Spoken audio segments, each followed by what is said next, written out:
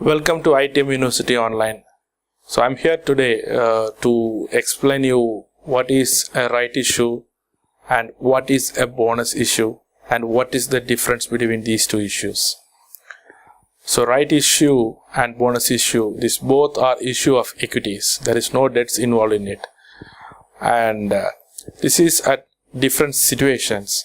And always there is a confusion about these two issues, because these two issues are too similar when you look into, but the logic is different. These two issues are offered to the existing shareholders. No new subscriptions or no new investors will be participating in this right issue and bonus issue, both as well. These two issues are issued to the existing shareholders, and one of these issues is made for money, that is payment happens, that is for right issue. Right issue is issued to the existing shareholders for contribution.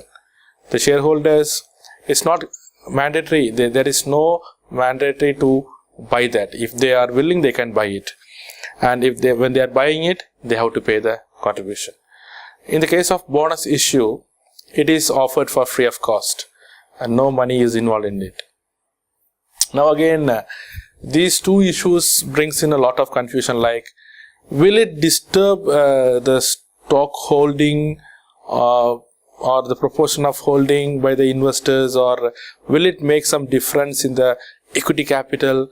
There are so many confusion happens, so let us clarify this one by one. So first I will explain you the right issue, then I will go to the bonus issue. So right issue is an issue made to the existing shareholders in terms of equity stocks, and it is not mandatory that all the existing shareholders have to buy it. It is their preference. If they want, they can buy it, but the offer is made only to them, not to the public. And here when an existing shareholder is accepting this, he have to make payment and accept. He have to pay money and buy it. And if you look into this, the equity share capital will change because contribution money comes in, so it will increase. The share capital will change in the case of right issue, and the stock holding of stockholders also will change, will come down. That will be reduced, because when you look into the logic, when you get more stock, equity share capital, that indirectly means that you are getting more number of stocks. When the more number of stocks comes in, the holding of each and every investors will come down, right? For example, initially the stock capital is 1000 and you have only 2 stockholders, so each one of them contribute 500, that makes 1000. So now here the stock holding of 2 stockholders is again 50% each, right? Now a new issue is made, so the issue is made for 500 rupees again. So what happens is the number of the equity capital will increase from 1000 to 1500, right? Now one more share is been issued and someone has bought it. So now what happens is the holding, the equity capital increase from 1000 to 1500, and the number of shares is increasing from 2 to 3. So holdings again come down to 33.3% per shareholder. So previously it was 50%, now it is 33.3%. So that's a problem. And now if these two, if the same issue is done from 1000 to 1500, the company is issuing again a 500 rupees worth of stock, and if these two are made to the existing shareholders, so what happens is, if both the shareholders participate, their holdings remains the same. Say for example, 1000 rupees is the existing holding, and for this 1000 rupees 500 rupees is contributed by both the shareholders, so their contribution is their stock holding is 50%, clear. Now the company is issuing 500 rupees worth of shares again. So the equity capital is increasing from 1000 to 1500. Now the company is going for a right issue. That means the company is not going to issue the existing additional 500 shares to the public. They are going to issue 500 rupees worth of shares to the two existing shareholders. And if both of them contributes equally, again their holdings will remain the same, because initially 1000 shares in total, both of them holds 500, so 50%. Now 500 more shares issued, so 1500, both of them shares equal, that is 750. Again their holding is 50-50. But now here one shareholder is not participating, the right issue is made, and if the one of the shareholders is not participating, only the one is participating, again one will have 1000 and the other will have 500. So again the holding comes down, right? So that's the right issue.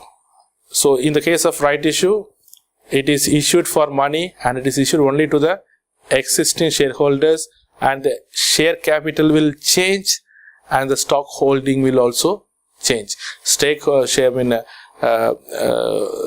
Equity capital will increase when it is issued, and holding will decrease if all the shareholders don't participate. If all participates equally, it don't change. If all doesn't participate equally, holding will again change. Some of them's holdings comes down if they don't participate. Some of the shareholders holding goes up if they participate. So that's about right issue. Now coming to the bonus issue. Bonus issue is an issue made to the existing shareholders for free of cost, right? It is based on the proportion of your holding. So here there is no change in the equity capital because it is given for free of cost and it is given on the basis of proportion. So it is not going to influence the holding pattern as well. Your holdings remains the same and the equity capital remains the same, and the only thing is you are getting one more stock. So your holding will increase rather decreasing down. It will increase because you are getting additional stocks, right? And this you are getting for free of cost, and you can take the secondary market advantage out of this. So that's the bonus issue. So bonus issue. So hereafter don't have the confusion of what is this right and bonus. Both are different, but the operations is similar, right? So that's two. Now many will have a question, will it influence the face value? Because when the number of shares increases, face value decreases, so many. Face value has no problem with right and bonus issues, no change in face value. Face value will change only in the case of stock splits.